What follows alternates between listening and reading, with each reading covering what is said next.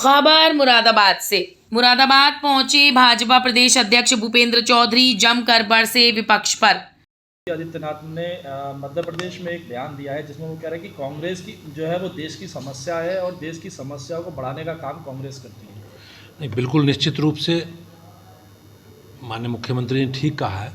आज जो भी देश के सामने चुनौती है, उस चुनौती के लिए कांग्रेस की सरकारें और कांग्रेस पार्टी ही जिम्मेवार है। लेकिन माननीय मोदी जी के नेतृत्व में हमारी सरकारों ने देश की समस्याओं से जो भी हमारे सामने चुनौती रही हैं, उन चुनौतियों को समाप्त करने का काम, देश की समस्याओं का निदान करने का काम माननीय प्रधानमंत्री जी ने किया है, राज्य में माननीय मुख्यमंत्री जी ने किया है।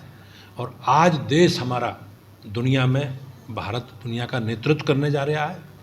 और उत्तर प्रदेश भी एक उत्तम प्रदेश, और जो बीमारू राज्य के रूप में उत्तर प्रदेश की ख्याति थी, आज उत्तर प्रदेश देश की दूसरी सबसे बड़ी अर्थव्यवस्था है। और हमारे राज्य में बिजली, पानी, सड़क और शिक्षा, स्वास्थ्य सभी विषयों पर बहुत अच्छा काम माननीय मुख्यमंत्री जी के नेतृत्व में हुआ है। अच्छा, अलीगढ़ का नाम हरिगढ़ करने की प्रस्ताव पास हो गया है निगम में और सरकार को भी नहीं, अब ये राज्य को इस पर निर्णय करना है और जो भी विधिक प्रक्रिया होगी सरकार उसको पूरा करेगी।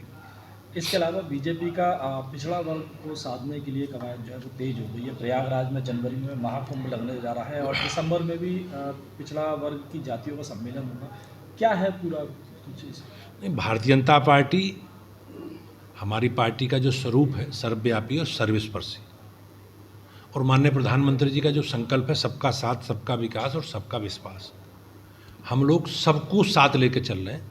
सरकार की जितनी भी योजनाएं हैं वो गरीब कल्याण को समर्पित हैं, गरीबों के लिए समर्पित हैं।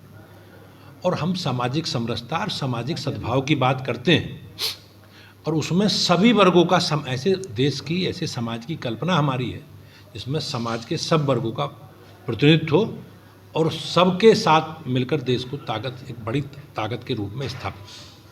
इसके अलावा और सपा का आपस का जो गठबंधन था वो लगातार उसमें अब जहाँ तक समाजवादी पार्टी का, कांग्रेस का विषय है,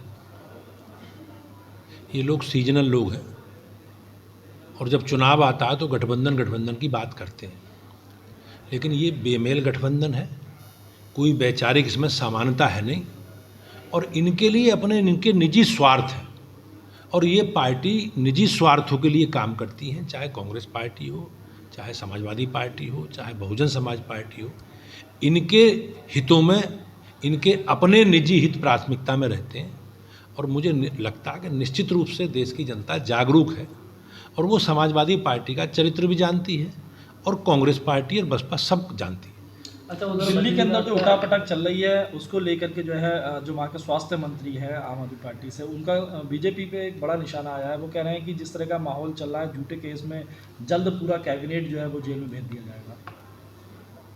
दिल्ली एक व्यवस्था परिवर्तन की बात करके आम आदमी पार्टी के लोग दिल्ली की जनता को गुमराह करके सरकार में आए थे।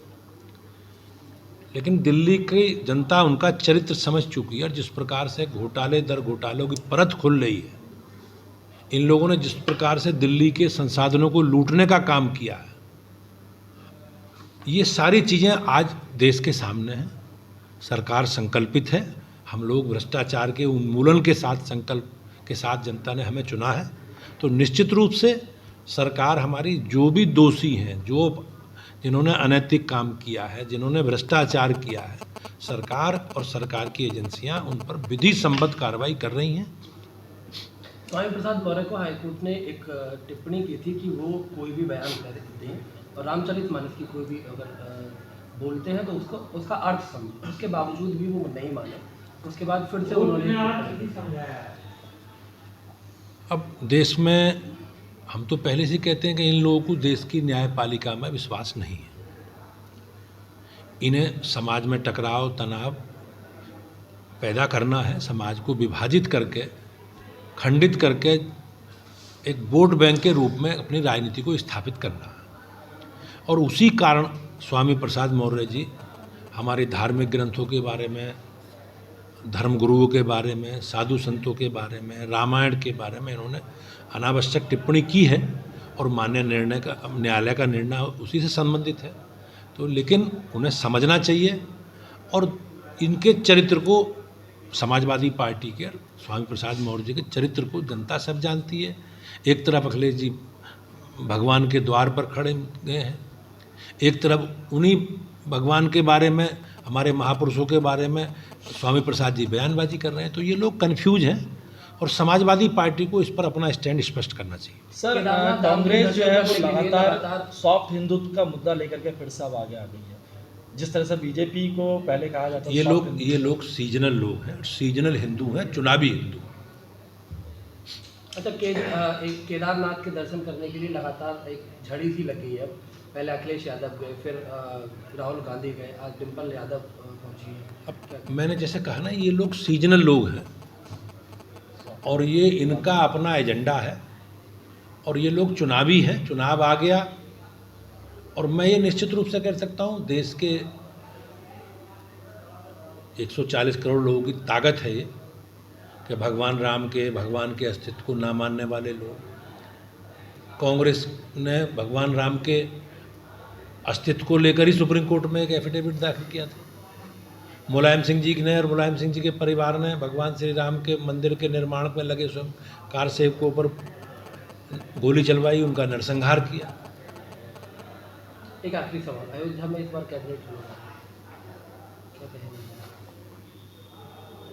नहीं, अयोध्या हमारी आस्था का प्रतीक है।